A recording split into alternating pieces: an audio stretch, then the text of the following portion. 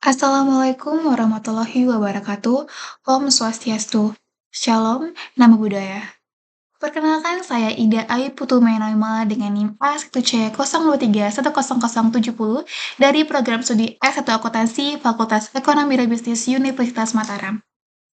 Pada kesempatan ini, saya akan mempresentasikan hasil riset mini penelitian saya berjudul Makna Akuntabilitas dalam Narasi Laporan Keberlanjutan PT Bumi Resource Mineral Tbk yang menggunakan pendekatan hermeneutika Gadamer untuk menafsirkan konstruksi makna dalam laporan keberlanjutan tahun 2024. Adapun abstrak dari penelitian ini, yaitu bertujuan menafsirkan bagaimana makna akuntabilitas dibangun dalam narasi laporan keberlanjutan PT Bumi Resource Mineral Tbk. Pendekatan kualitatif dengan metode hermeneutik Gadamer digunakan untuk menelaah ungkapan terkait akuntabilitas keuangan, lingkungan, sosial, tata kelola, serta integrasi SDGs. Analisis dilakukan melalui pra-pemahaman, dialog dengan teks, dan fusi horizon pada bagian laporan yang memuat nilai ekonomi, emisi, biaya lingkungan, program sosial, dan asuransi. Hasil penelitian ini menunjukkan bahwa akuntabilitas dikonstruksi melalui bangunan makna representasional yang memadukan legitimasi ekonomi, teknokrasi lingkungan, dan simbol sosial dalam membentuk citra perusahaan yang akuntabel. Sehingga ditemukan dalam penelitian ini, kata kuncinya adalah akuntabilitas, hermeneutika Gadamer, laporan keberlanjutan, konstruksi makna, serta narasi korporasi. Baik, untuk latar belakang sendiri, bermula dari pemahaman bahwa pelaporan keberlanjutan adalah media penting untuk membangun akuntabilitas terutama pada sektor pertambangan yang syarat risiko sosial lingkungan. Penelitian terdahulu seperti Charnisa dan kolega tahun 2024, Benvenuto tahun 2023, serta Amos tahun 2024 menunjukkan bahwa pelaporan berkelanjutan sering digunakan sebagai strategi legitimasi. Namun, kajian-kajian tersebut umumnya berfokus pada pendekatan kuantitatif.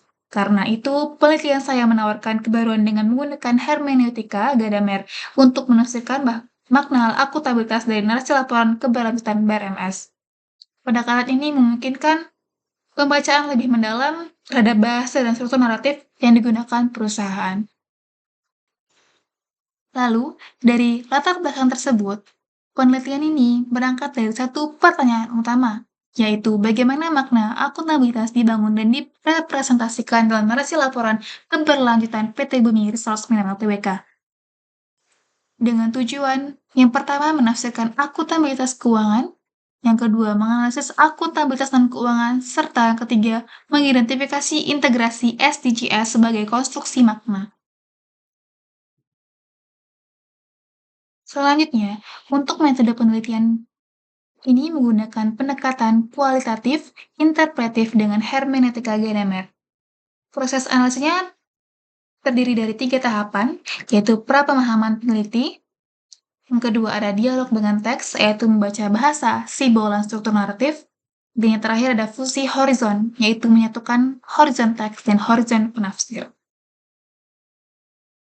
Data sendiri diambil dari laporan keberlanjutan PT BRMS tahun 2024 yang memuat pengungkapan ekonomi, lingkungan, sosial, tata kelola, dan SDGs. Dari hasil riset ditemukan hasil pembahasan pada aspek keuangan, laporan keberlanjutan BRMS mengonstruksi akuntabilitas melalui penyandingan antara laba dan pembayaran pajak, sehingga profit ditampilkan bukan hanya sebagai capaian perusahaan, tapi sebagai kontribusi moral kepada negara. Narasi ini diperkuat melalui pernyataan bahwa keberlanjutan bisnis bergantung pada nilai ekonomi yang dibagikan kepada masyarakat. Penyebutan biaya lingkungan sebagai investasi juga memindahkan makna pengeluaran ekologis dari kewajiban menjadi strategi jangka panjang. Daftar teknis seperti penghijauan, pemantauan air, dan reklamasi berfungsi menciptakan kesan komprehensif meskipun tanpa evaluasi dampak. Secara hermeneutik, akuntabilitas keuangan BRMS lebih berfungsi sebagai legitimasi kontribusi publik daripada evaluasi faktual atas kinerja ekonomi. Kemudian, pada aspek akuntabilitas non-keuangan, di mana aspek lingkungan, BNMS menonjolkan penggunaan standar internasional laporan kuantitatif, namun tanpa pembahasan tren atau strategi pengurangan. Hal ini menunjukkan akuntabilitas yang bersifat prosedural dan administratif. Limbah B3 yang diserahkan kepada pihak ketiga juga menempatkan akuntabilitas sebagai pemenuhan regulasi, bukan perubahan produk operasional. Pada aspek sosial, penghargaan besaran biaya PPM digunakan sebagai simbol keberhasilan, meskipun tidak menjelaskan dampak real bagi masyarakat. Sementara pada aspek tata kelola, perusahaan menggunakan bahasa normatif mengenai transparansi dan inovasi, tetapi bersifat deklaratif tanpa bukti praktik. Secara keseluruhan, akuntabilitas dan keuangan cenderung simbolik dan teknokratis. Dan yang terakhir, ada hasil akuntabilitas non-keuangan SDGs. Pada aspek SDGs, BRMS memposisikan tujuan pembangunan berkelanjutan sebagai kerangka nilai global untuk memperkuat citra keberlanjutan perusahaan. Namun, integrasi ini lebih terlihat sebagai representasi normatif daripada struktur operasional yang benar-benar mengarahkan praktik perusahaan.